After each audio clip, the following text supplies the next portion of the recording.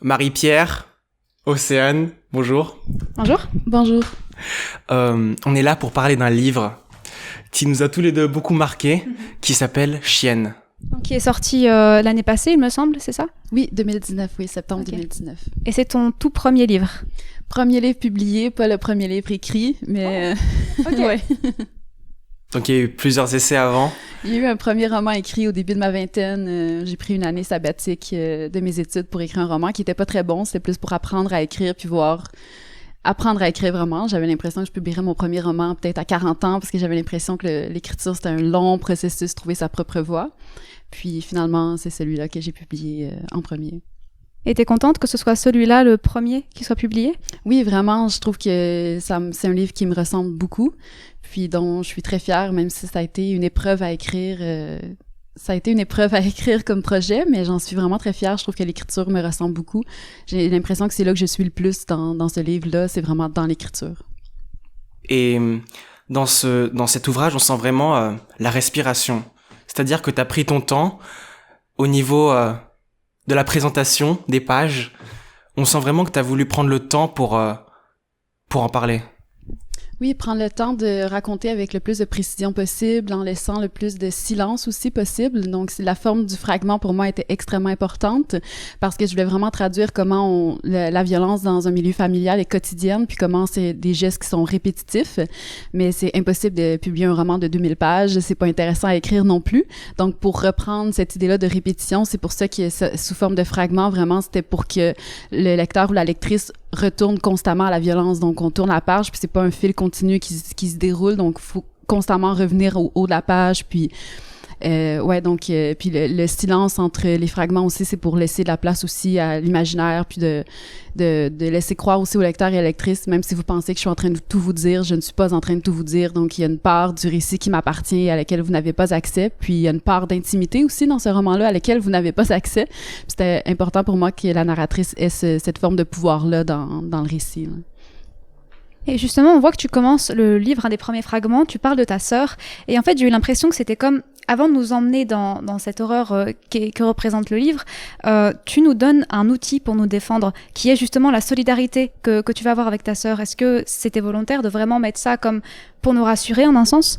Ah, j'aime vraiment cette idée de donner un outil au lecteur ou à la lectrice de solidarité. Ce qui était important pour moi, le lien avec la sœur dans le livre, c'était pour montrer qu'il y avait de l'amour de possible dans cet univers-là. Puis que c'est parce que dans le fond, j'ai travaillé la phrase pour qu'elle soit vraiment comme assurée, pour reprendre un peu l'esthétique du coup de poing, ce rappel-là de la répétition de la violence. Puis pour moi, le lien avec la sœur dans le roman, c'est vraiment de dire, malgré tout, il y a un noyau d'amour dans cet univers-là. Puis ce noyau d'amour-là, pour moi, c'est par là que résistent les personnages au père, puis qui résistent à la manière dont le père essaie de les détruire. Donc tant qu'il y a de l'amour, pour moi, il y a de l'espoir, là. C'est peut-être un peu quétaine à dire, mais je voulais quand même qu'il y ait de l'amour dans le projet. Ça me tenait extrêmement à cœur. Puis pour moi, c'est une forme de résistance dans le livre. Donc oui, un outil, une clé de lecture. Oui, non, c'est ça s'est vraiment senti. Et puis parce que le personnage de la sœur va revenir plusieurs fois. En fait, j'ai remarqué, il y a beaucoup de fils rouges qui reviennent. On est dans une littérature fragmentée, mais en même temps, tout est lié, en fait. C'est vraiment ça.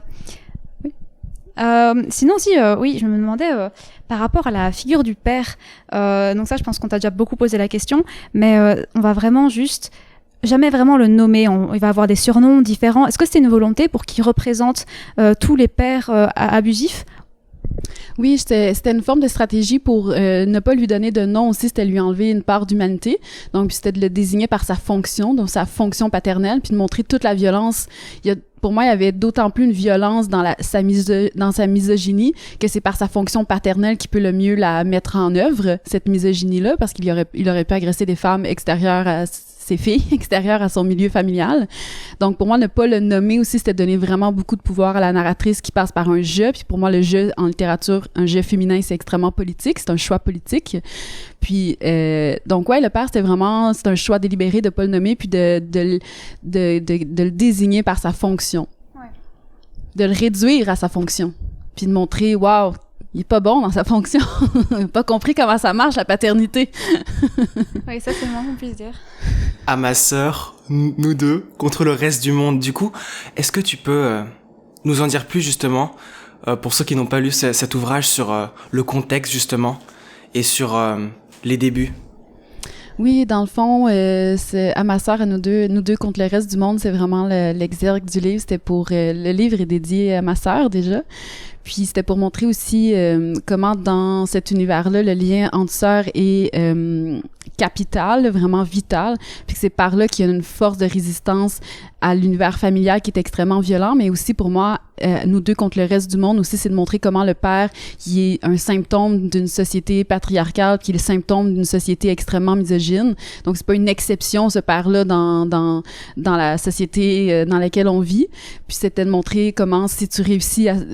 J'avais l'impression que c'était de vouloir un peu dire aussi, si on a réussi, si deux enfants peuvent réussir à survivre à cette famille-là, donc une famille de violence extrême, on peut survivre à tout le reste. Donc si on a vécu les pires épreuves dans l'enfance, j'ai l'impression qu'à l'âge adulte, vous pouvez m'amener toutes les épreuves de l'univers, on va survivre. Donc j'avais l'impression que c'était ça aussi que j'essayais de dire par cette phrase-là. Donc les deux personnages dans le livre des sœurs sont des femmes qui survivent, puis ça passe par cette forme de lutte et de résistance à ce que vous essayez de faire de nous, ou la place à laquelle vous essayez de nous assigner. Donc le père essaie de les assigner, de les réduire à leur sexe puis de les humilier.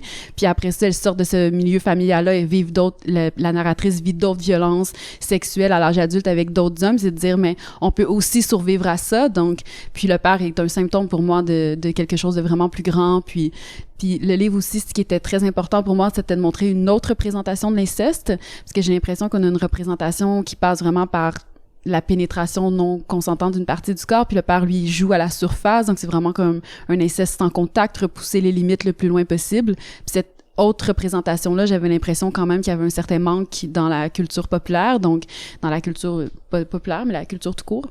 Puis c'était ça aussi que je voulais représenter ouais.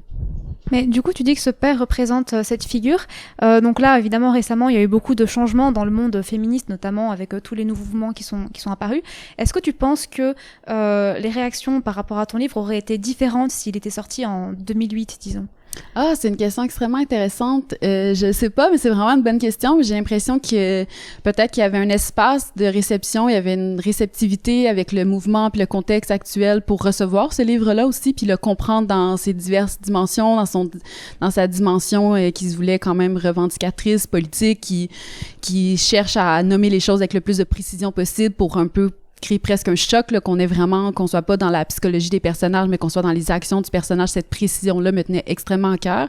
Puis peut-être que le contexte fait qu'on a une plus grande réception, une plus grande empathie pour recevoir ce type de roman, dans le fond, qui est une autofiction. Donc il y a de la fiction aussi. Qu'est-ce qu'on peut faire de la fiction aussi par rapport à un contexte comme celui-là dans l'espace qui est le nôtre en ce moment, où la parole du témoignage est reçue avec beaucoup de force et qui concerne des questions de vérité. Ici, on est dans l'autofiction, donc la question de la vérité est absolument pas importante pour moi, c'est plus une question de justesse. Donc il y a quand même, c'est un livre qui reprend pas la logique du témoignage du tout, témoignage qui est la logique du MeToo dans le fond, mais j'ai l'impression que le contexte fait quand même qu'il peut être mieux reçu ou mieux reçu, ouais. Tu viens d'employer le mot réception. Toi, après avoir écrit Chienne, cet ouvrage où tu te livres, où tu parles de moments qui ont été peut-être très très difficiles, comment tu l'as vécu, c'est la réception du coup des lecteurs et des lectrices?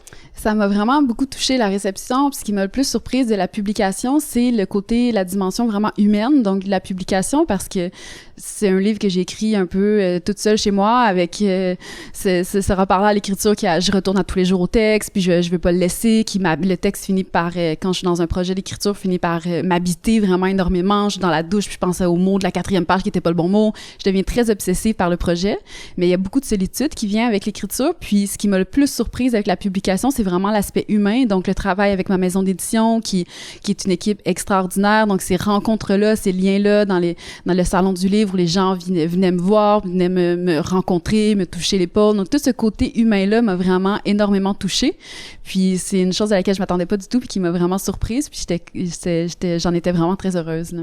Puis j'ai eu une belle réception, j'ai été bien accueillie aussi par le milieu littéraire québécois, on m'a envoyé des messages d'auteurs bien établis dans le milieu pour me dire j'ai lu ton livre, bravo, continue d'écrire. Donc, ce mouvement-là aussi de soutien, d'appui m'a donné envie de continuer d'écrire, là. Et donc, ce livre, c'était ton projet de mémoire, si je me rappelle bien? Oui, mon mémoire de maîtrise que j'ai fait à l'UQAM sous la direction de Martine Delvaux, oui. Ok, très bien. Et est-ce qu'elle va aussi diriger ton projet de thèse ou c'est quelqu'un d'autre? Non, j'ai changé de direction pour la thèse. Je vais être avec Cassie Bérard qui travaille plus sur les questions d'ambiguïté, questions narratives. Bah, c'est parfait, l'ambiguïté, vu que tu vas parler de la mer pour ta thèse, si Oui, j'ai bien compris. c'est Est-ce que tu peux nous en dire plus? Oui, donc le projet de thèse, j'ai plus travaillé sur la figure de la mère, dans le fond, qui est déjà présente dans Chienne. Puis j'avais l'impression d'avoir créé une forme d'absence autour de ce personnage-là, de la montrer plus comme une ombre et de la montrer dans sa participation à la violence, qui est une participation à la fois active et passive. Donc, le silence, pour moi, ça reste une participation quand même aux abus. Puis, j'ai envie de prendre ce personnage-là de Chienne, puis de le déployer dans un nouveau roman, puis de la montrer dans ses paradoxes et ses complexités, parce que le personnage de la mère dans Chienne est quand même victime de violences conjugales, mais participe aussi aux abus contre ses enfants. Puis cette ambivalence-là, dans le fond, m'intéresse vraiment beaucoup, puis j'ai envie de l'explorer par l'écriture, donc dans le prochain livre. Puis je trouvais que dans Chienne, j'avais jeté un regard vraiment très impitoyable envers cette mère-là. Puis c'était ce que je voulais faire avec Chienne. C'était un choix que j'ai fait vraiment. Je vais jeter un regard impitoyable sur les deux personnages, le personnage du père, le personnage de la mère, sur tout le monde. Tout le monde qui passe la route dans Chienne, j'ai un regard impitoyable à jeter sur ces gens-là, sur ces personnages-là. Donc le prochain roman, je veux un regard qui soit plus nuancé. Et tu dis une phrase, enfin la narratrice dit une phrase dans le livre qui est assez puissante et assez intense. C'est que si un homme l'aimait d'amour, ça n'allait pas lui correspondre parce que ça allait changer sa profonde nature. Est-ce que tu penses que on peut rester bloqué dans un trauma qu'on a vécu, qu'on reste un peu emprisonné dans ce trauma, ou il y a une porte de sortie? Je pense que la narratrice dans Chienne ne voit pas les portes de sortie de ce trauma-là, puis que l'écriture vient une manière de s'en délivrer, de le mettre à distance.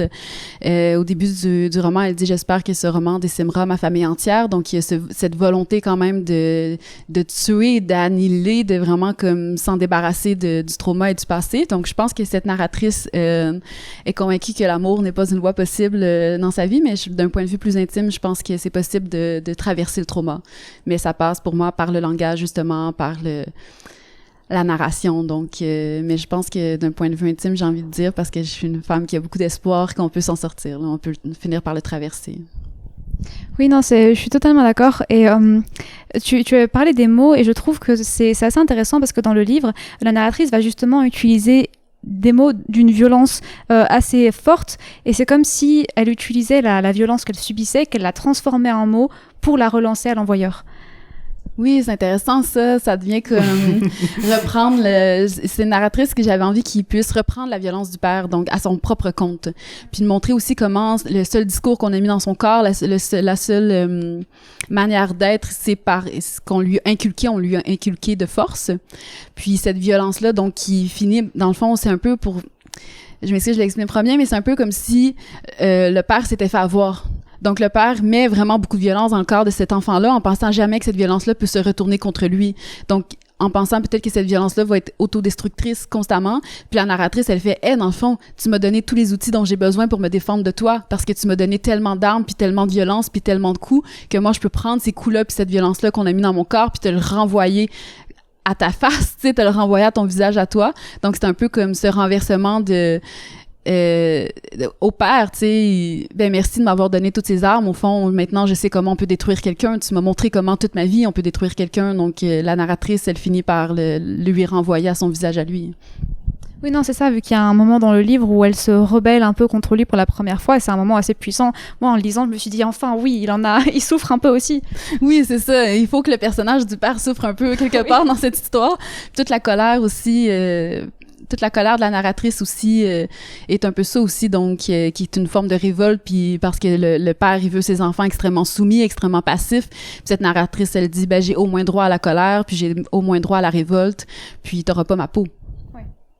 Et est-ce que, des années après, est-ce que tu t'arrives à te raconter une autre histoire vis-à-vis de ces événements? Est-ce que tu arrives à, justement, changer de regard avec une nouvelle interprétation? Dans ma vie personnelle, tout ce qui est violence que j'ai vécu dans ma propre vie en tant que femme, j'ai pas de nouvelle interprétation à donner à ces faits-là. Donc, évidemment, dans Chienne, il y a de la fiction, donc tout n'est pas vrai, on n'est pas dans un témoignage, comme je le disais tantôt. Mais c'est par rapport à la propre violence que j'ai vécue dans ma propre vie. Mon regard change pas, donc je suis pas dans une perspective non plus de pardon, je suis vraiment plus... je sais reconnaître la misogynie quand j'en vois, là, et j'en ai subi les conséquences à plusieurs moments dans ma vie jusqu'à maintenant. Puis je pense que je vais continuer d'en subir parce qu'on est des femmes puis on vit dans cette société-là, donc on peut difficilement y échapper. Mais quand même, ouais, mon interprétation et mon regard changent pas, là. Mais ça qui est très intéressant, c'est que tu dis à un moment donné, il y a écrit que si tu crois en quelque chose, c'est en la capacité des hommes de détruire. Et est-ce qu'à contrario, tu crois en la capacité des femmes à reconstruire et à se reconstruire face à ce qu'elles ont dû vivre? Oui, définitivement. Je pense que le MeToo, c'est ce qui a montré aussi, parce qu'il y a tellement de femmes, puis tellement de femmes ou de personnes qui ont été victimes de violences sexuelles, qui ont pris la parole. Puis ça, pour moi, c'est d'une grande force, et puis c'est d'un geste de refus extrêmement fort. C'est un geste de refus du silence, mais aussi un geste de refus de resubir d'autres violences. Donc, en disant, voici ce qui m'est arrivé, c'est de la violence, c'est une agression sexuelle, c'est de la misogynie. On est en train de le reconnaître, puis en le reconnaissant, on refuse que ça nous arrive de nouveau. Donc, je pense que toutes les victimes de violences ont, je pense, à différents degrés, de différentes manières, la capacité de se reconstruire. Puis, en tout cas, je l'espère que socialement, on va se construire, se donner les moyens de pouvoir se reconstruire, en tout cas, parce qu'il y a quelque chose qui dépasse aussi l'individu. On est dans un contexte, ça prend des démarches politiques, ça prend des actions concrètes qui dépassent le simple individu, d'avoir la force ou non de survivre à son trauma. C'est pas comme ça que ça fonctionne, là. Faut qu'on nous donne les outils pour y arriver, là. Au final, on peut dire que t'es un peu le soleil pour des milliers de lecteurs parce que l'éditeur s'appelle Héliotrope. Un petit jeu de mots, un petit lien. Ouais, je sais pas si je suis le soleil de qui que ce soit. Mais j'aime bien cette idée.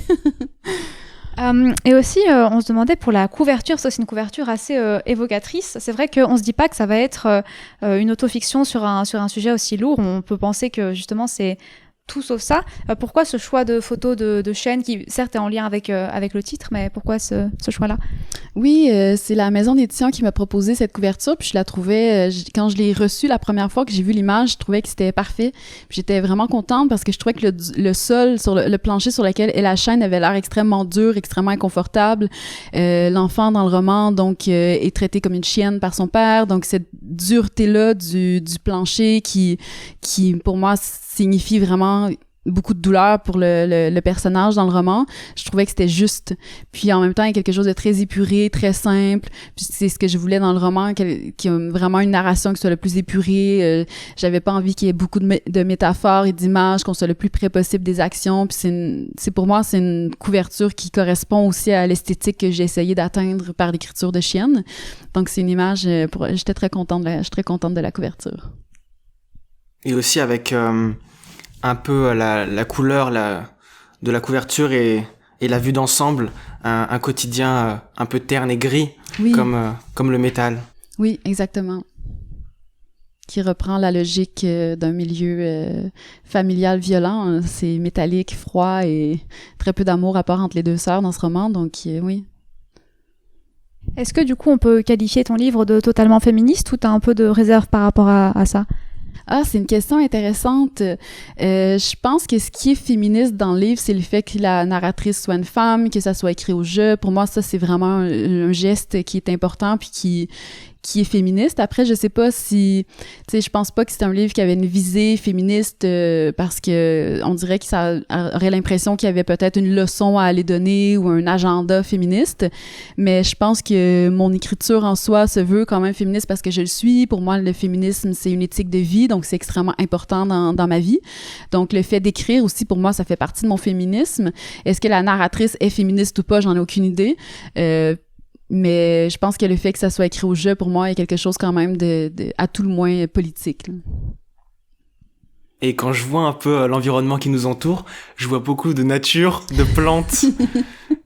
Est-ce que ça a joué un rôle? J'imagine que oui, puisque il faut la patience d'arroser chaque plante. C'est ça.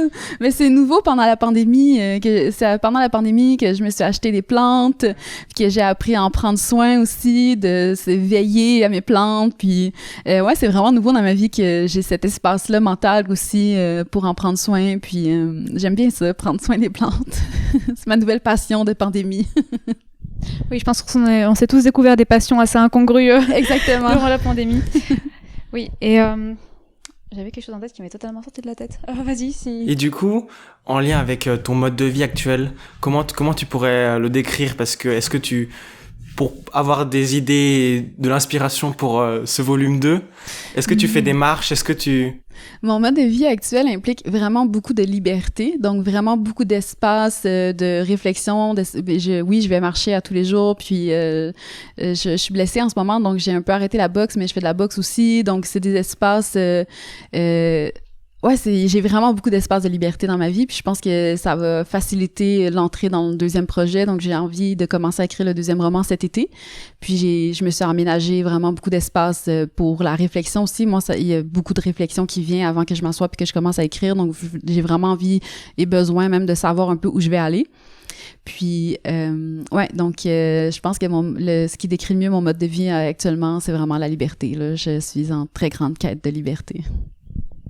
Oui, après un confinement, je pense qu'on peut tous comprendre. Et du coup, on parlait de ton environnement d'écriture. Est-ce que quand tu écris, c'est un processus douloureux ou c'est plus une catharsis? Ah, c'est une bonne question. C'est un peu entre les deux. Donc, pour moi, c'est extrêmement difficile d'écrire. Je trouve ça vraiment difficile. C'est une épreuve, surtout que j'écris sur des sujets qui sont pas très légers. Mais en même temps, ça vient avec énormément de plaisir parce que j'adore écrire. Donc, c'est vraiment une espèce de déchirement entre les deux. Quand je commence un projet, ça vient avec énormément d'anxiété. J'ai peur de pas être à la hauteur. J'ai peur de pas être à la hauteur de l'idée que j'ai, qui concerne pas du tout le lecteur ou la lectrice. Là, c'est vraiment, ça me concerne ma propre idée puis ce que j'ai envie d'en faire puis j'ai envie de l'amener jusqu'au bout. Mais à partir du moment où j'ai une première page, là, je sais que le projet va exister puis que je vais me rendre jusqu'au bout. Donc là, il y a quelque chose dans l'anxiété qui se calme. Puis là, je commence à être plus dans le plaisir, mais j'ai quand même des grands moments de stress, de doute. Donc, c'est pour ça aussi que je trouve que l'écriture, c'est difficile parce que ça vient avec une très grande exigence. Là, je suis extrêmement exigeante dans l'écriture. Il y a une minutie puis une précision quand même dans Chienne qui est peut-être, je sais pas si les gens remarquent ou pas en le lisant, mais quand même, ça fait partie vraiment aussi de ce que je suis. C'est pour ça aussi que je trouve que c'est là que je suis le plus. C'est pas dans ce qui est raconté que je suis dans Chienne, c'est vraiment dans l'écriture elle-même, dans sa forme. Donc, cette exigence-là, pour moi, fait en sorte que c'est pour ça que je trouve que écrire, c'est difficile, mais ça vient aussi avec énormément de plaisir. Et puis c'est pour ça, je pense que tu y consacres ton temps dans tes études, sinon t'aurais pas, s'il n'y avait pas de plaisir, t'aurais pas choisi ça. Non, c'est ça. Je serais pas en train de faire un doctorat en littérature. Et ça dure combien de temps un doctorat du coup en écriture créative? C'est 4 ans, donc t'as 4 ans à temps plein, je pense que ça va plus me prendre 5 ans. Ouais, c'est long. Faut être passionné, c'est bien. Oui. C'est ça, tu parlais de la précision. Maintenant que tu le dis, je le ressens encore plus. Ça, par exemple, régulièrement, tu répètes souvent ma mère participe à l'inceste. Ouais, ça c'était vraiment le procédé de répétition pour moi est quand même un procédé narratif. Puis ça revient un peu à ce que je disais le désir de montrer à quel point cette violence-là dans l'enfance elle est répétitive. Puis je trouvais que par la répétition aussi c'était de venir renforcer la narratrice qui décide un peu d'accuser c'est le personnage de la mère. Donc pour moi dans la répétition il y avait comme une surenchère de montrer à quel point elle est complice, à quel point elle participe à plus que de la complicité, elle y participe. Pour moi dans le silence il y a une participation aux violences qui sont commises contre les enfants de ce personnage-là. Donc, cette répétition-là, pour moi, venait vraiment marquer sa responsabilité, donc la responsabilité du personnage de la mère. Et oui, c'est vrai, mais du coup, récemment, enfin ces dernières années, on a remarqué que dans la pop culture, il y a vraiment cette mode depuis 50 nuances degrés, justement, de ces films un peu sexuels où des fois le consentement est remis en question. Et qu'est-ce que tu penses de ça, de cette mode des relations dominant-dominé avec toujours la femme dans le rôle de la dominée qui a vraiment envahi la pop culture, la littérature et les films? Ben, ce que je trouve problématique quand c'est le rôle dominé-dominant, je le trouve pas problématique quand c'est dans le consentement, justement. C'est 50 Shades of Grey, il y a vraiment quelque chose de l'ordre d'une violence conjugale dans la relation. Donc, chaque fois qu'elle met une limite, cette limite n'est pas respectée par le personnage masculin. Donc, pour moi, on est dans l'ordre de la violence. On n'est pas dans un jeu sexuel consentant de domination.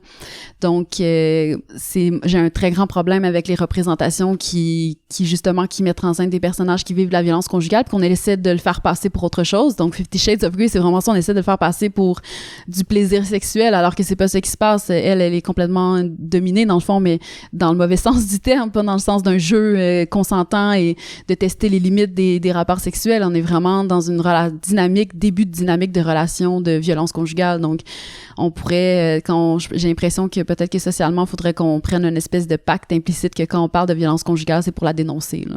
Oui, je suis totalement d'accord. Je l'aurais pas mieux dit.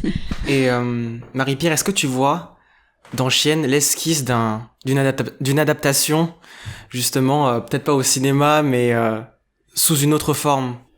Je sais pas, j'aimerais ça, je pense que ça me ferait extrêmement plaisir. J'ai l'impression que s'il y avait une adaptation à faire, ça serait davantage peut-être de l'ordre du théâtre, par la forme fragmentée, le rapport à la langue qui est vraiment central.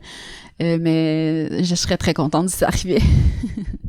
Et il y a quelques moments aussi qui sont un peu durs, enfin, il y a énormément de moments qui sont un peu durs, mais où tu parles du moment où la narratrice va devoir dénoncer justement les violences que subissent une de ses amies, et qu'on ne la croit pas, et qu'on ne croit pas les enfants. Est-ce que tu penses qu'en ce moment, on va vers une amélioration, ou qu'il y a toujours cette notion de mensonge qu'on va attribuer aux enfants ou aux femmes?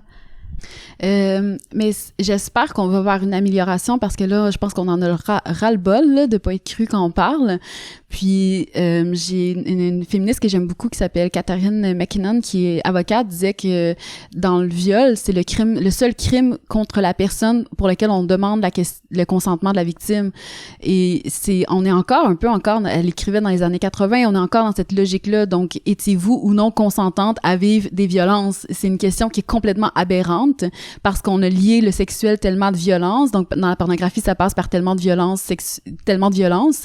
Donc, la sexualité est tellement associée à la violence. Donc, si une femme vit de la violence, peut-être qu'elle était consentante dans le fond parce qu'on est en train de constamment définir le plaisir puis le désir féminin comme étant une volonté qu'on transgresse les limites, alors que c'est pas ça du tout quand on transgresse les limites, on n'est pas dans un jeu sexuel, on est dans la violence. Donc, j'espère qu'on est en train d'avancer dans le bon chemin puis qu'on va finir par arrêter de demander à des victimes si elles étaient consentantes ou pas, parce que si je me fais poignarder dans la rue, personne va me demander si j'étais consentante, dans le fond, de me faire poignarder dans la rue, là. Là, on peut-tu comme évoluer en tant que société un peu, s'il vous plaît? Oui, espérons que ça fonctionne. Mais j'avais regardé quelques commentaires justement sur quelques vidéos sur ton livre, et il y a quelqu'un qui a dit quelque chose sur YouTube que j'ai trouvé assez pertinent, c'est que les gens qui lisent ton livre ne sont pas ceux qui en ont besoin. C'est ça. Qu'est-ce que tu en penses? Ah, dans quel sens vous pensez que ce serait ceux qui en ont pas besoin? Parce que ce livre peut-être va pas intéresser, intéresse justement les personnes qui sont dans cette niche du féminisme justement. Et peut-être que ce livre justement va pas franchir les frontières, si je peux utiliser ce mot-là, pour le grand public ou pour et surtout les hommes. pour les hommes violents, oui, c'est ça. C'est ce qu'elle impliquait, c'était que ça pouvait directement impacter des hommes qui justement auraient ces pulsions violentes et les faire réaliser que ça ne va pas. Non, c'est ça, faire réaliser les dommages de leurs actions. Je dois avouer que quand le désir de le faire publier, le livre, pour moi, c'était un livre qui allait davantage s'adresser peut-être aux femmes ou aux personnes victimes d'inceste, aux personnes victimes de violences dans leur vie. Donc, j'ai pas écrit le livre non plus en pensant aux agresseurs. Donc, c'est pas un livre qui s'adresse, je pense, aux agresseurs. Alors, il y a d'autres projets qui sont là pour ça. Ce livre-là, je pense que ça me fait pas vraiment de peine que c'est pas une leçon, j'avais pas de leçon à donner à personne, puis j'avais pas personne à éduquer sur le sujet de la violence, c'est pas à ça qui sert ce livre-là dans le fond. Donc c'est pas un problème pour moi qui franchisse pas toutes les frontières et qui n'atteigne pas tous les publics, ça serait vraiment extraordinaire, mais c'était pas l'ambition que j'avais derrière la publication de ce roman-là. Il a quand même eu pas mal de succès, donc félicitations pour ça. Merci beaucoup, je suis contente d'être lue, c'est ça que je veux être lue par le plus de gens possible. Et est-ce qu'il va être traduit ou envoyé outre-Atlantique, ou il va rester un petit peu dans l'univers québécois? Il a déjà été publié en France cette année, donc chez le Nouvel Attila, donc en septembre qui vient de passer, il a déjà été publié, donc il est déjà lu un peu en France. J'en suis très contente de ça aussi. Hein. Ok, super. Merci beaucoup Marie-Pierre pour ce moment. Ça me fait plaisir, merci à vous. Merci beaucoup.